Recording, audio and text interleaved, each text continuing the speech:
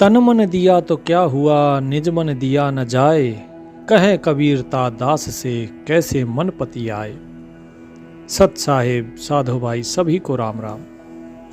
सतगुरु कबीर साहेब कहते हैं कि व्यक्ति आता है गुरु के पास, बैठता है, ज्ञान ग्रहण करने की उसकी उत्सुकता होती है, लेकिन जब ज्ञान ग्रहण करने की बारी आती है तब वो अपना तन तो देता है, मन जो है मन भी देता है, लेकिन निज मन नहीं देता।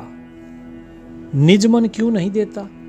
क्योंकि उसे पता ही नहीं है कि निज मन होता क्या है। अब जैसे किसी ने अपना तन तो गुरु के आगे रखा हुआ है और मन जो है उस मन को भी गुरु के आगे रख दिया कि जी ये मन भी आपका हुआ, लेकिन मन एक नहीं है, मन तो दो हैं। एक ही मन के दो भाग हैं, जिसे एक को कहते हैं खाकी मन और एक को कहते हैं नूरी मन। अब खाकी मन कौन सा है? खाकी मन वो होता है जो हमेशा गलत दिशा में चलता है, गलत काम करता है, जो काल के बहकावे में होता है। हमारे मन में दो भाग हैं मन के। एक जो हमें अच्छे रास्ते पर ले जाता है जिसे नूरी मन कहते हैं, जो आपको भक्ति के मार्ग पे लेकर जाएगा, मुक्ति के मार्ग पर लेकर जाएगा, उसे ही निज मन कहा जाता है। और दूसरा खाकी मन आपको बता ही दिया, जो गलत मार्ग पे चलता है। तो जो निज मन अर्थात जो नूरी मन है, वो नूरी मन अभी गुरु को नहीं दिया है। क्यों नहीं दिया? क्योंकि उस नूरी मन को ये लगता है कि मैं सही हूं, मैं अच्छा जो ज्ञान है वो मेरे पास है। और यहीं से पैदा हो जाता है व्यक्ति को अहम। और ये अहम क्या है? माया। और ये माया कौन सी है? झीनी माया। क्योंकि मोटी माया जो सांसारिक अहंकार होता है, और झीनी माया जो भक्ति का और परमार्थ का अहंकार होता है। दान से पैदा होने वाला अहंकार, भक्ति से पैदा होने वाला, तप से पैदा होने वाला, ये अहंकार झीनी माया कहलाते हैं। साहेब कहते हैं कि ऐसा जो दास है उसके साथ बताओ हमारा मन कैसे लगेगा, उसके मन पर हम विश्वास कैसे करें? क्योंकि वो आधा अधूरा मन दिया, उसने पूर्ण रूप से मन नहीं गुरु को समर्पित किया। तो ऐसा जो दास है उसके मन में अंदर कुछ हो रहा है और बाहर कुछ हो रहा है, वो माया में लिप्त है अभी।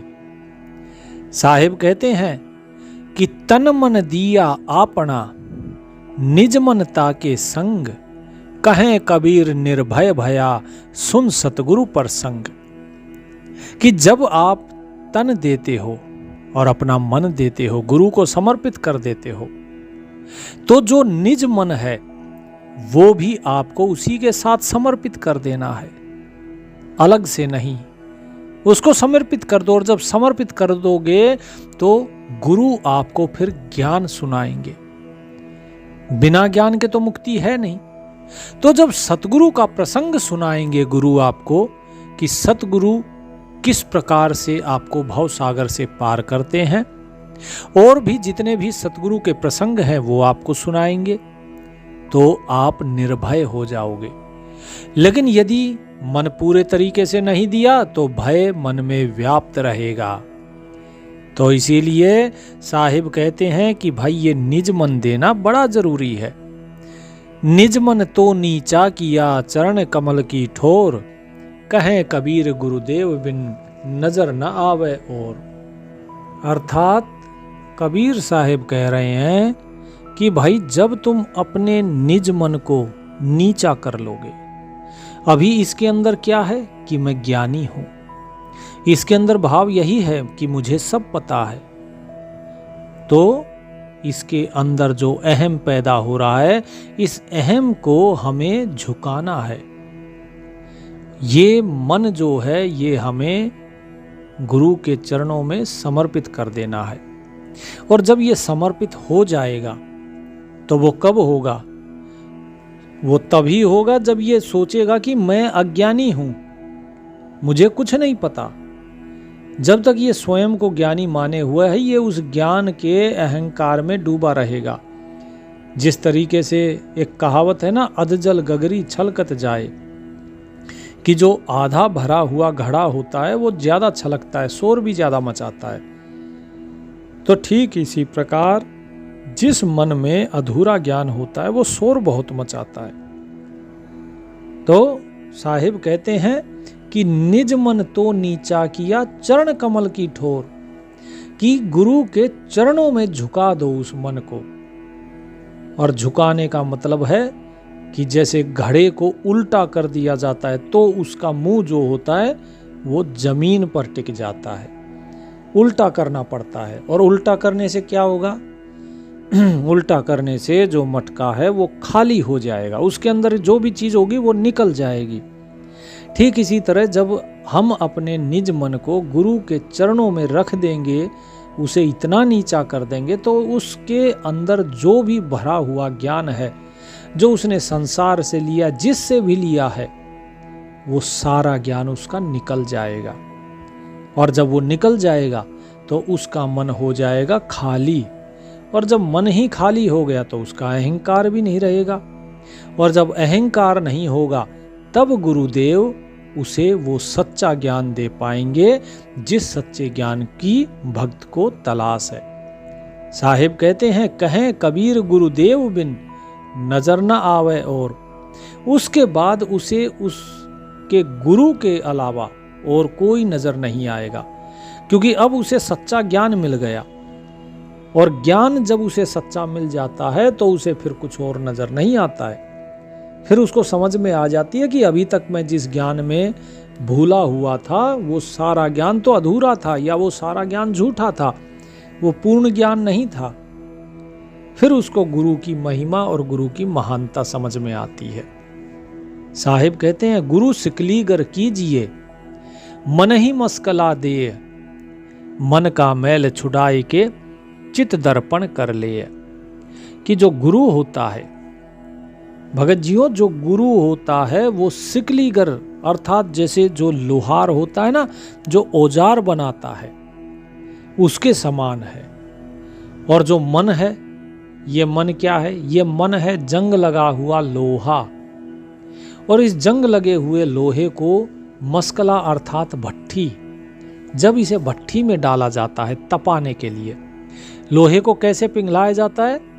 भट्ठी में डालकर, ठीक है। तो उसमें जब डाला जाता है मस्कला, मस्कला अर्थात जैसे हथौड़ा होता है, हथौड़े से पीटा जाता है ना लोहे को, भट्ठी के अंदर डालकर फिर लोहे को जब लोहा गर्म हो जाता है तो उसे हथौड़े से या किसी और औजार से पीटते हैं, या किसी और औजार से उसे घुमा के तिरछा जैसा चाहे वैसा आकार हम देते हैं। तो इसी प्रकार गुरु भी जो है, गुरु उसे ज्ञान के औजार से, ज्ञान की भट्ठी में तपाकर उसके मन को आकार देते हैं। उसके मन को किस तरीके का होना चाहिए वैसा बनाते हैं, उसके अंदर ज्ञान पैदा करते हैं। और जब जिस प्रकार से भट्ठी के अंदर लोहे को तपाया जाता है तो उसका क्या होता है? जो जंग होता है वो सारा उतर जाता है। साहिब कहते हैं, मन का मैल छुड़ाए के चित दर्पण कर ले। कि ठीक इसी प्रकार जो मन है, इस मन को भी जब ज्ञान के द्वारा तपाया जाता है ज्ञान की अग्नि में, तो ये मन का मैल जो है वो दूर हो जाता है। नहीं तो गुरु चाहे कुछ भी ज्ञान देते रहें। अब बहुत से लोग क्या कहते हैं, बोले जी जो सच्चा गुरु है उसे सारे समाज के कल्याण के लिए काम करना चाहिए। एक भगत जी ने कहा कि जी जितने भी सच्चे गुरु हैं उन्हें समाज के कल्याण के लिए एक मंच पर आना चाहिए। ऐसा कैसे हो सकता है? एक जो शिक्षक होता है स्कूल में, वो सभी को पढ़ाता है, और जब सबको पढ़ाता है तो सबकी परीक्षा भी होती है। और जब परीक्षा होती है तो क्या जो शिक्षक होता है वो सबको एक जैसे नंबर देता है? नहीं। जिसने जैसा लिखा है परीक्षा में, जिसने जैसा पेपर किया, उत्तर जैसे दिए, उनको वैसे ही अंक प्राप्त होते हैं। शिक्षक कभी पक्षपाती नहीं होता कि भाई इसने ए ने कुछ नहीं लिखा फिर भी उसे 50 नंबर दे दो, और बी ने सारा लिख दिया फिर भी उसे 50 नंबर दे दो। ऐसा तो नहीं करता शिक्षक। भाई जिसने नहीं किया वो फेल और जिसने कर दिया वो पास, क्योंकि वो तो केवल कर्म के कर्म फल के अनुसार ही कार्य करता है। ठीक इसी प्रकार जो गुरु होते हैं वो गुरु भी यही काम करते हैं। जो सच्चा गुरु होता है वो यही काम करता है कि जो सच्चा शिष्य है उसे ही सच्चा ज्ञान दिया जाएगा। जो शिष्य सच्चा नहीं है क्या उसे दिया जाएगा? नहीं, उसे नहीं दिया जाता। क्योंकि जिस प्रकार से किसी की झोली फटी हुई हो तो उस फटी हुई झोली में यदि हम कुछ डालेंगे तो वो सब मिट्टी में मिल जाएगा, क्योंकि उसकी झोली में नहीं टिकेगा। तो किसे देना चाहिए ज्ञान? दान उसे देना चाहिए, कोई वस्तु उसको देनी चाहिए जिसकी झोली फटी ना हो, ताकि वस्तु उसके अंदर समा सके। तो ठीक इसी प्रकार से जो व्यक्ति थोड़ा सा कुछ होते ही और ये कहे, किसी को नाम मिला नहीं कि उसने कहना शुरू कर दिया अरे मैं तो नामी हो गया, मुझे नाम मिल गया, ये सब कच्चे शिष्यों की निशानी होती है। जो स्वयं को श्रेष्ठ समझे, दूसरे को निकृष्ट समझे, वो कच्चा शिष्य है। साहिब कहते हैं कि भाई ये जो तुम्हारे मन का मैल है, इस मन के मैल को गुरु छुड़ा देते हैं, और जिसके मन का मैल छूट जाता है उसका जो चित्त है वो दर्पण के समान हो जाता है। जैसे दर्पण में आप अपना प्रतिबिंब देखते हैं, ऐसे ही अपने चित्त में उस परमात्मा का प्रतिबिंब आप देख सकते हैं। उस चित्त में आप स्वयं को भी जान पाएंगे और उस साहिब को भी जान पाएंगे। लेकिन यदि चित्त पर धूल जमी हुई है, मन पर यदि मन रूपी लोहे पर जंग लगा हुआ है, तो वो साफ नहीं हुआ है, तो उस पर कैसे आप अपना दर्पण देखोगे, अर्थात अपना प्रतिबिंब कैसे देखोगे? जो आप देखना चाह रहे वो नहीं दिखाई देगा। साहिब कहते हैं कि शिष्य खांडा गुरु मस्कला, चढ़े नाम खरसान, शब्द सहे सन्मुख रहे, तो निपजय शिष्य सुजान। कि भाई जो शिष्य है वो क्या है? शिष्य है खांडा अर्थात फरसा। जो फरसा होता है, फरसे से काटी जाती है फसल, ठीक है जी। जो पहले गंडासे होते थे, चारा मशीन होती थी, उसमें ब्लेड जो लगे होते हैं उन्हें कहा जाता है खांडा, ठीक है जी। और दूसरा क्या है? गुरु क्या बताया? मस्कला। मस्कला अर्थात वो औजार जो उसे तेज करता है, उसकी धार को बनाता है। तो मस्कला क्या हो गया? औजार, धार तेज करने वाला औजार। चढ़े नाम खरसान, और किस पर चढ़ाते हैं इस खांडे को? गुरु इस खांडे की धार तेज करके इसे चढ़ाते हैं नाम की खरसान पर, ठीक है जी, नाम के चारा मशीन पर। और उसके बाद शब्द सहे सन्मुख रहे, तो निपजे शिष्य सुजान, अर्थात उसे परीक्षा में लगा देते हैं कि नाम की जो परीक्षा है वो उसे देनी है। इस नाम की परीक्षा पर वो खरा उतरता है या खोटा रहता है, वो अब परीक्षा शिष्य को देनी है। शब्द सहे सन्मुख रहे, गुरु कहेंगे भी, गुरु जो है डांटेंगे भी, फटकारेंगे भी। गुरु जो है डांट फटकार के साथ साथ ताड़ भाड़ और हो सकता है थप्पड़ भी मार दे। लेकिन साहिब क्या कहते हैं? शब्द सहे सन्मुख रहे, कि गुरु के कटु वचन भी सहने हैं और फिर भी गुरु जी के सामने सेवा के लिए हाजिर रहना है। तो निपजे शिष्य सुजान, साहिब कहते हैं तब सुजान शिष्य अर्थात सज्जन शिष्य, सच्चे शिष्य पैदा होते हैं। वही शिष्य सच्चा है। इसीलिए गुरु डांटते भी हैं, फटकारते भी हैं, गुस्सा भी करते हैं। फिर साहिब क्या कहते हैं कि कैसे डांटते फटकारते हैं? जो व्यक्ति क्रोध करे, जो गुरु क्रोध करे, वो कैसे सच्चा शिष्य हो सकते, कैसे सच्चा गुरु हो सकता है? तो कबीर साहिब क्या कहते हैं कि गुरु धोबी शिष्य कापड़ा साबुन सिरजनहार, सुरत शिला पर धोइये निक्षय ज्योत अपार। कि गुरु जो है वो धोबी होता है। अब धोबी क्या करता है, कभी देखना धोबी जब कपड़ा धोता है तो उसको पहले साबुन लगाएगा, रगड़ेगा, फिर पत्थर के ऊपर उसे पटकेगा बार बार। बोलते हैं ना धोबी पटका दाव, कपड़े को बार बार पटकेगा। कोई चद्दर हो या कुछ भी धो रहा है उसे बार बार पटकेगा। क्यों? क्योंकि उस पर उसने साबुन लगाया है। उस साबुन से मैल कटेगा, पटकने से वो मैल कटकर बाहर निकल जाएगा और वस्त्र निर्मल हो जाता है। तो साहिब कहते हैं कि इसी प्रकार गुरु को धोबी समझ लो और शिष्य हो गया कपड़ा, और साबुन क्या है? सृजनहार अर्थात परमात्मा। तो उस परमात्मा के नाम रूपी साबुन को गुरु रूपी धोबी शिष्य रूपी कपड़े पर लगाता है और शिष्य को नाम सुमरन में लगाता है। फिर बोले सुरत शिला पर धोइए। जिस प्रकार धोबी शिला अर्थात पत्थर पे कपड़े को पटकता है, धोता है, ठीक इसी प्रकार अब जो साबुन लगाया है उस साबुन के साथ इस कपड़े को, शिष्य रूपी कपड़े को किस पर धोना है? सुरत के द्वारा, सुरत शिला पर पटक कर। अर्थात सुरती जो है आपकी वो नाम में लगी होनी चाहिए। सुरत जो है वो सृजनहार रूपी साबुन पर लगी होनी चाहिए।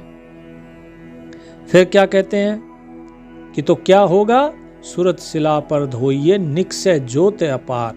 तो जिस प्रकार से कपड़ा उज्जवल हो जाता है, साफ हो जाता है पटकने से, साबुन लगाने से, धोने से, इसी प्रकार जो शिष्य है वो शिष्य भी डांटने डपटने, नाम सुमरन में लगाने और सुरत जो है सुरत लगाने पर ज्ञान में और नाम में एक ज्योति प्रकट होती है। ज्योति किसको कहा जाता है? प्रकाश। अर्थात वो परमात्मा जो है उस परमात्मा का दीदार होता है। और क्या कहा साहिब ने कि गुरु कुमार शिष्य कुंभ है, गड़गड़ काढ़े खोट, अंतर हाथ सहार दे बाहर बाहे चोट। कि गुरु तो कुम्हार के समान है और शिष्य वो मटके के समान है। जिस प्रकार कुम्हार क्या करता है? मटके से खोट निकालता है।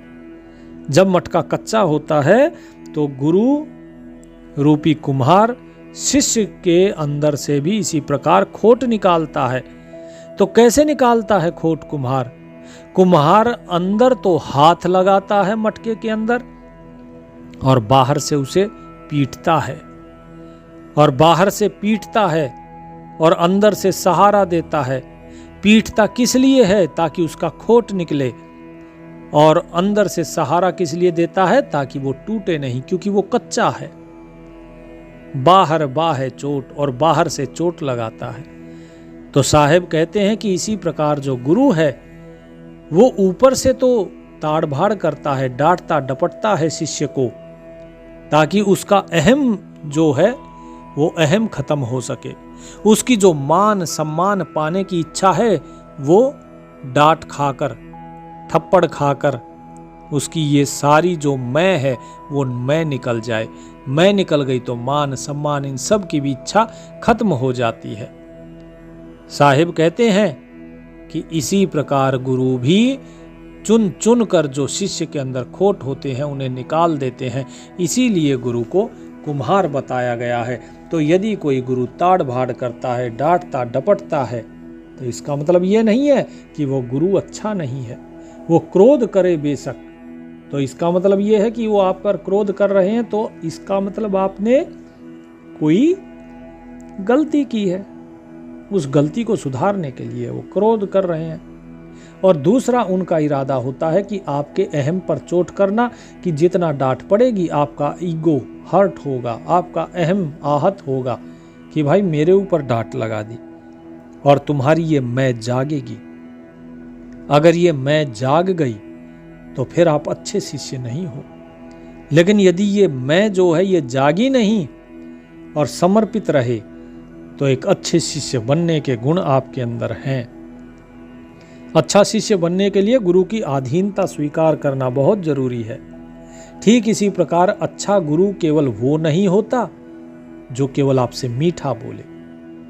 आपने देखा होगा अक्सर बचपन में जब आप बीमार होते थे तो माँ क्या करती है, माँ देखती है मेरे बच्चे को फोड़ा हो गया और इसे चीरा लगवाना होगा। जब फोड़े को चीरा जाता है तो माँ से बच्चे की वो पीड़ा सहन नहीं होती। यदि वो माँ उस बच्चे को चीरा नहीं लगवाएगी कि कहीं मेरे बच्चे को दर्द ना हो जाए, तो वो एक अच्छी माँ नहीं है, क्योंकि वही फोड़ा फिर आगे चल के नासूर बन जाता है। तो एक अच्छी माँ कौन है? अच्छी माँ वो है तो जो बच्चे के दर्द को ना देखकर ये देखे कि इस चीरे से इसका भविष्य सुधरेगा या बिगड़ेगा, और उस पर चीरा लगाए ताकि वो नासूर ना बने और फोड़ा जो है वो छोटे से में ही ठीक हो जाए। तो वो अच्छी माँ होती है।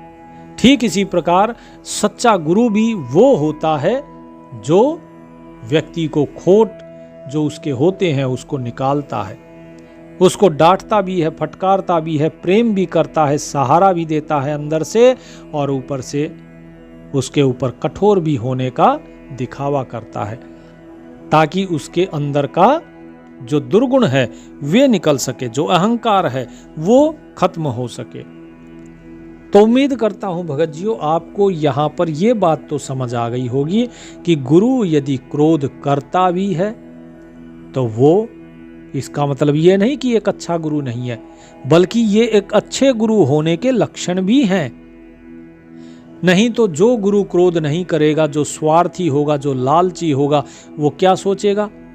वो आपके ऊपर गुस्सा नहीं करेगा, क्योंकि उसे लगेगा अरे भाई मैंने इसके ऊपर गुस्सा किया तो मेरे शिष्यों की संख्या कम हो जाएगी, और यदि शिष्यों की संख्या कम हो गई तो मेरे पास जो दान आ रहा है वो सब कम हो जाएगा।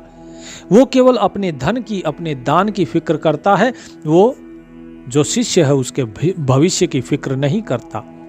लेकिन जो सच्चा गुरु होता है वो अपने शिष्य के भविष्य की फिक्र करता है, शिष्य की चिंता करता है। वो अपनी चिंता नहीं करता कि मेरे बारे में लोग क्या कहेंगे, मुझे अच्छा कहेंगे या बुरा कहेंगे, क्रोधी कहेंगे या प्रेमी कहेंगे। नहीं, वो तो सिर्फ ये देखता है कि मेरा शिष्य जो है उसकी क्या गति होगी। यदि वो मेरी शरण में आया है तो मुझे उसको उत्तम शिष्य बनाना है।